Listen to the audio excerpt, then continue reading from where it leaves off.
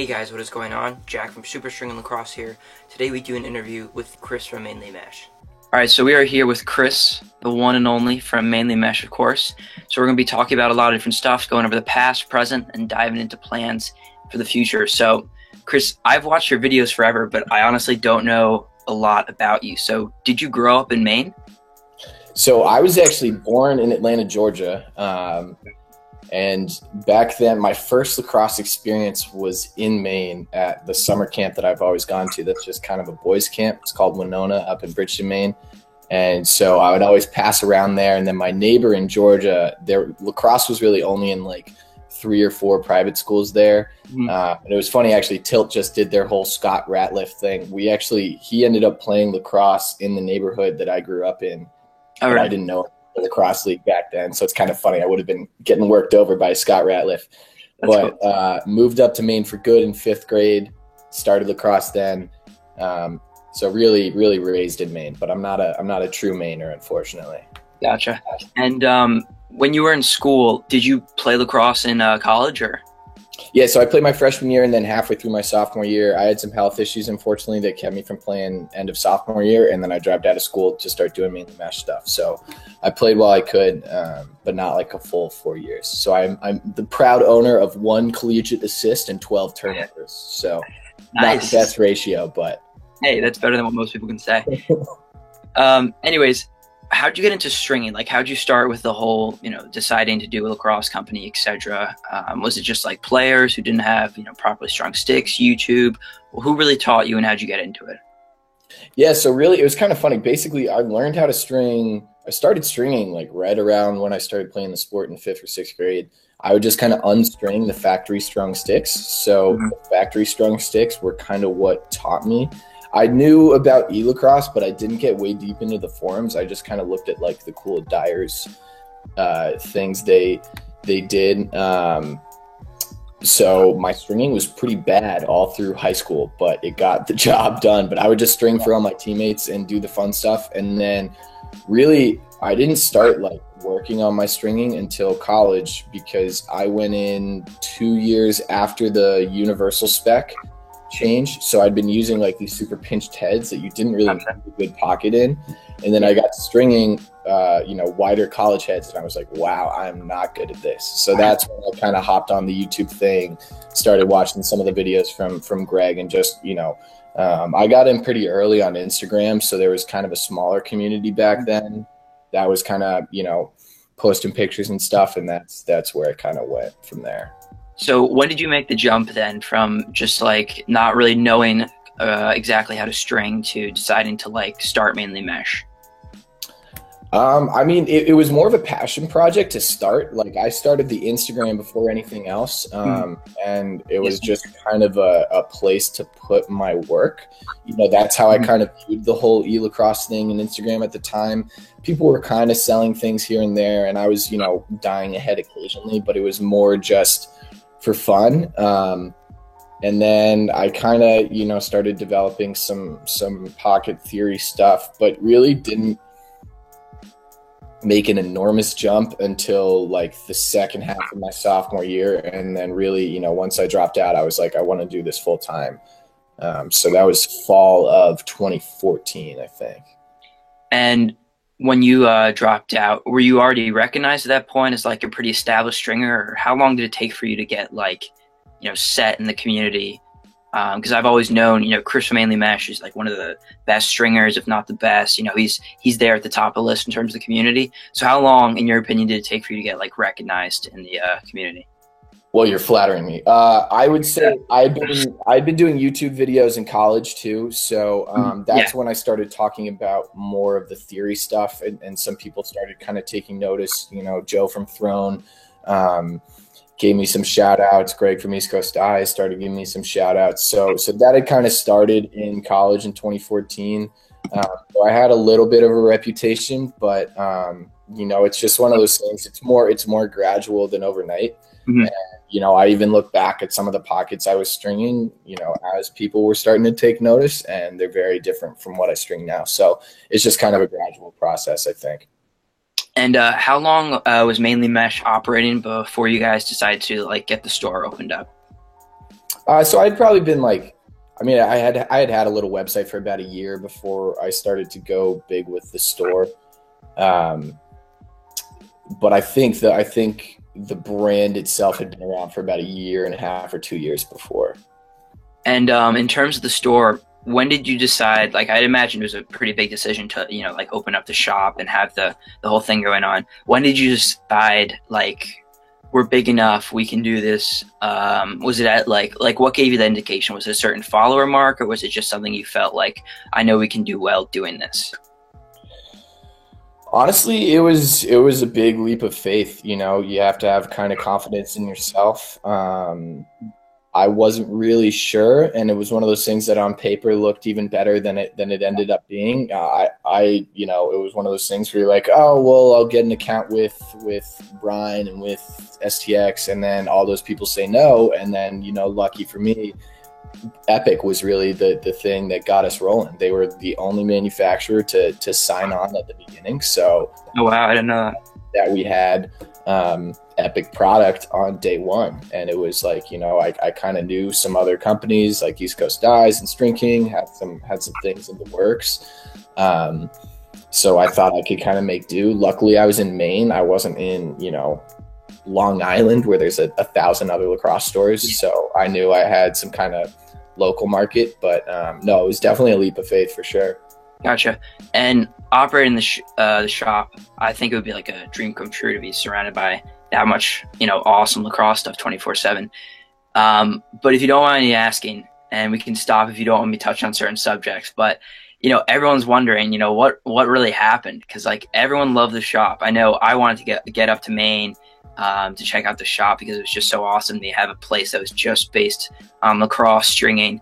What happened, with the dynamic between, Sam and you, and then was the shop not doing well, or was it just like personal? Or if you mind walking us through that, I'd really appreciate it.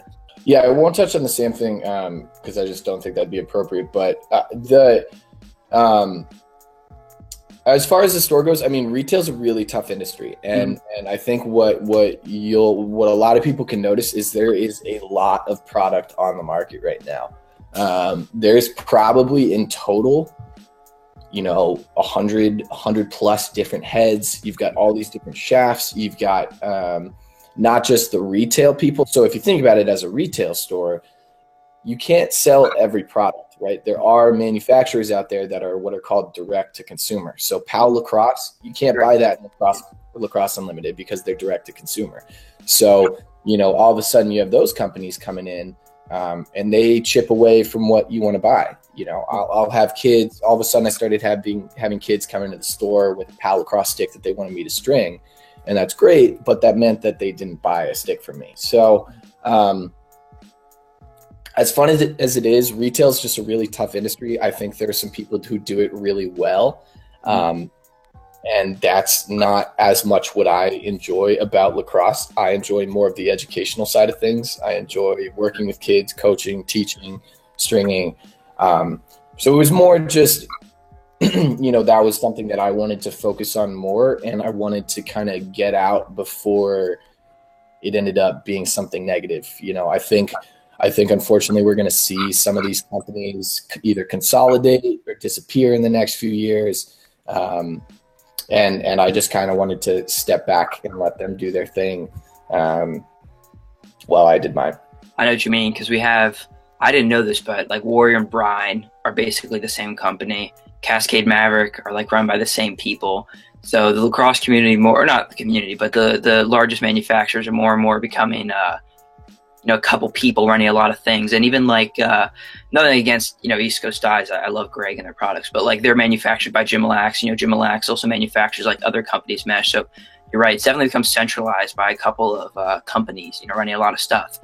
But moving on from that, I know a lot of the reasons the shop is successful, and you touched on this, and a lot of the reasons people love the shop was because of the educational instruction that you gave when kids went there.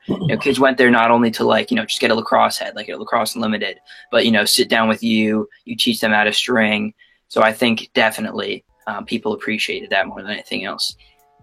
Now, if you don't mind, we can take some fan submitted questions, a little bit of rapid fire here. Absolutely. So Russell Pag asks, what was the first head you ever strung? First head I ever strung was probably the first head I had, which was a Gate Icon. Oh wait, I literally have it right here. Haha. I'm cleaning out some old stuff. Gate Icon. It was like the precursor to the Torque non-offset. Gotcha. Beauty. Yeah. Nice. Jack Killa asks, if you could steal the talent of any current player, who would you choose? Oh, Pat Spencer. That guy is a beautiful attackman. Yeah. He's got eyes in the back of his head. He's just all around. He's not to Wharton level yet, but I wouldn't be surprised if he wins it the next 2 years. And then gear_stringin_lax asks, Hero 2 or Throne Fiber? Ooh, that's tough. Those are different meshes. Throne Fiber is a little bit stiffer. Hero 2 has that stiffness on the outside, but it's really soft in the middle. Mm-hmm. Yeah, that's kind of tough. I think Fiber might get a little bit more depth over time.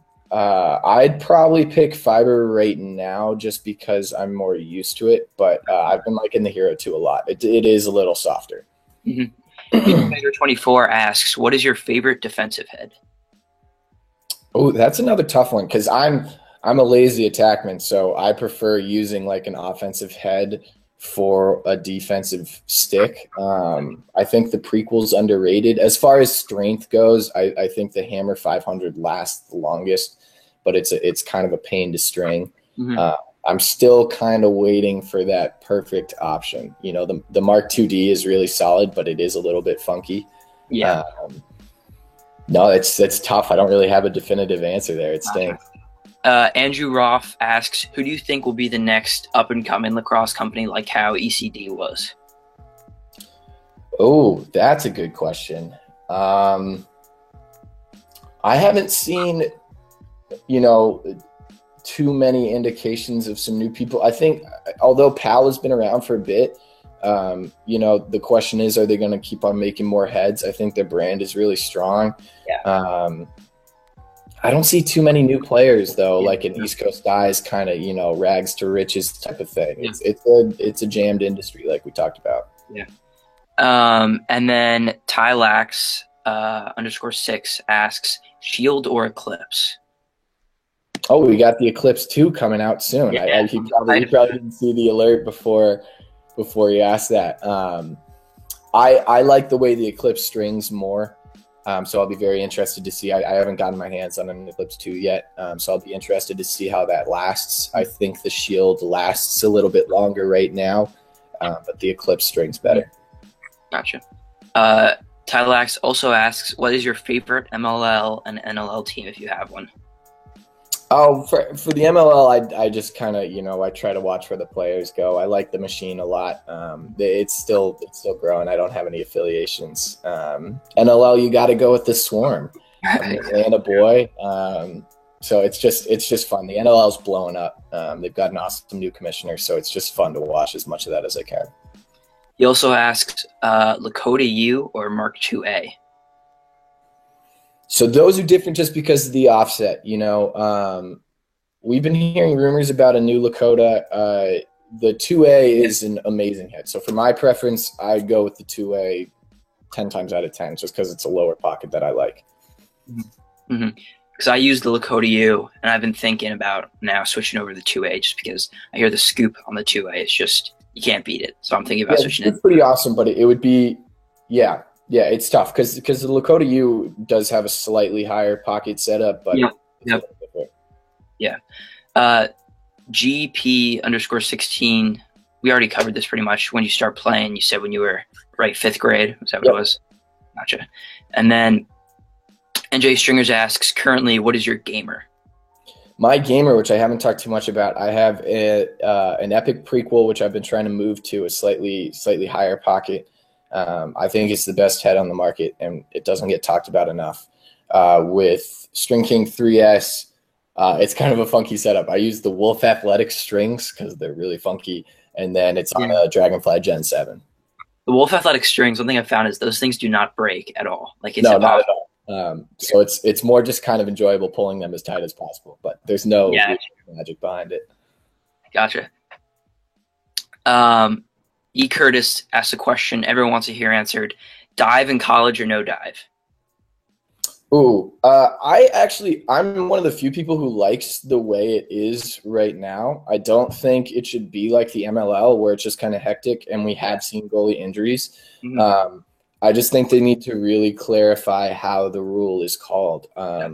The officiating at the D1 level, I think overall in the playoffs was really solid, but I still thought they missed a few of the calls. I think if the attackman establishes position on the defender and has the defender on his back, if there's any contact, that's a push. So you got to get that. So I think they just need to clarify, but I like the way it is actually. Mm-hmm. And then 850 Lacrosse asks, what advice would you give to an beginning lacrosse company? Beginning lacrosse company, honestly, ask questions and talk to people. I think a lot of people like to hide behind their screens. I think that's the way we've moved these days. But, a lot of if you want to call it success that I've had has been through just meeting people and talking to people. That's what's nice about how small this industry is. And it too, as you've been up and coming, you've met everyone. And it's pretty cool being able to talk to people. So I think that's the best thing you can do for yourself. Yeah, it's crazy. When I went to my first LaxCon, it seemed so large, the lacrosse industry, and not in a bad way. But once you go to LaxCon and you talk to everyone, you're like, oh, it's pretty small. It's just this company, this company, this company, and it's really cool to get to really talk to everyone. And my largest relationships formed when I was able to meet someone in person and then email them and follow up with them after LaxCon. So yeah, you're definitely right. Yeah, absolutely. I think the thing about this too, Greg knows that he started coming up in his college dorm room. I started coming up in my college dorm room, and people helped us out along the way. So as a result, we want to help kids coming up too. So, asking questions is the best way to do it. JJ_Airy asks, what is your best tip for a player looking to get recruited at the college level? Oh, asking the wrong guy, because I actually never got recruited. I blew out my ankle. Honestly, I think that recruiting is a little overrated.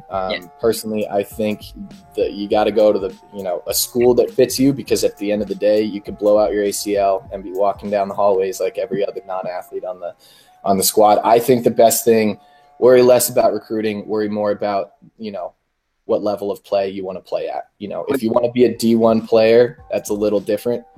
But at the end of the day, you still have to be good enough to step on the field. So worry about your skills and the rest will come. Yeah, of course. And coincidentally, I have the lacrosse magazine edition of early recruiting right here.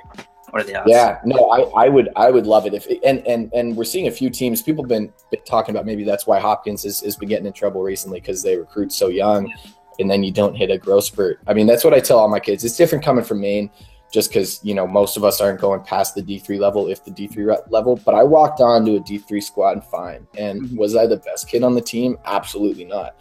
But the worst kid on those teams, is okay. They're not great. And you just have to make sure you've got the skills coming in day one, and then you can fight for a spot. Sergio Salcido is a great example of a guy who was a practice player at Syracuse, who no one thought was going to play. Yeah. And now he's one of the best kids on the squad because he had the talent. So worry less about recruiting, go to a school that fits you, and then things will work out. Connor Turner 14 asks, for box, what head would you recommend? Oh, Prequel all day. It's got a really quick release. It strings a mean box pocket, and it's great on GBs, so I like the Prequel a lot. And then Mitten.State.Dies asks, what do you think the best head of 2017 is so far? Prequel. I can't preach it enough. Gotcha. No, there's a lot.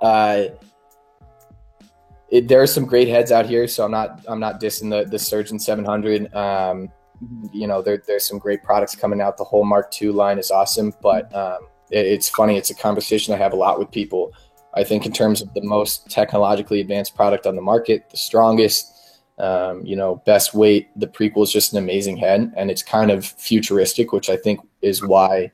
It's funny. I think Epic probably should have released the Prequel before the sequel, because so many people bought the sequel, and the sequel is so different that it kind of freaked people out. That's so true. The Prequel is not like the sequel, for those of you watching who.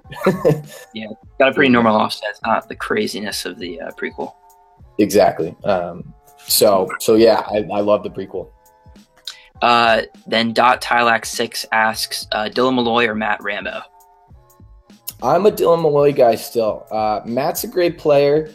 If you follow me on Twitter, which is a very pathetic thing to do because my Twitter is awful, but I was a little disappointed that Rambo got the Twarden this year. He is a great player, but he could be hit or miss sometimes. He's going to be great in the MLL if he decides to play. But Dylan Malloy just has kind of next level field sense, I think. And Rapid Dies asks, will you be at LaxCon next year? I hope so. So I'm actually going to school in Canada next year. I'm moving to Vancouver. Wow. So I hope so. No guarantees. I'm definitely shooting for the Final Four, but I would love to make it to LaxCon if I can. And then in the future, I know you offered in February, we had the custom stringing for like 2 months. Are you going to be doing more stuff like that? Are you going to focus on YouTube reviews and stuff like that? What's the future look like? Personally, I'm focusing on YouTube stuff. I might be trying to work out a stringing service through some other people. No promises there by any means. Gotcha. I want to get back to what I like the most, which is, the YouTube reviews. I really have not been good about uploading recently. So that's what I want to focus on. Gotcha. And we can talk about the Warp real quick, if that's good. Absolutely. So what did you think of the original Warp? Just like the rough idea. I said from the beginning that the concept of the Warp makes a lot of sense. The execution of the first one I thought was rushed. It was so much worse than a mesh pocket. And I say that unbiased. It just didn't perform well. There was terrible hold. It wasn't very consistent. It clicked off the top. I thought they pushed that one to market a little too quickly. And the Warp Pro is so much better than it. That only confirmed what I thought, I think. Yeah, so follow-up question about the Warp Pro. Do you think the improvements they made to the Warp Pro is worth someone purchasing over like a mesh pocket, or still not yet? If I'm being honest, no. You're talking an $180 head. So even and I can say this now that we do all the epic pre-strung heads are done by mainly mesh. You could get a mainly mesh strung epic prequel with a carbon fiber shaft for $20 more, and I just think that's a better buy. I think the Warp could get there. There are a few remaining questions I have yet to see answered with their design, but I think the best strung mesh pocket beats the Warp. And the one thing I want to add to that too, when they talk about consistency, the consistency they reference is kind of between brand new heads, right? So the Warp is more consistent if you pick one off the wall and then compare it next to another one off the wall. In terms of how consistent it is over time when you throw with it, it's no more consistent than a really well-strung mesh stick with good materials, right? They use the same materials. So I think that part's a little bit deceiving.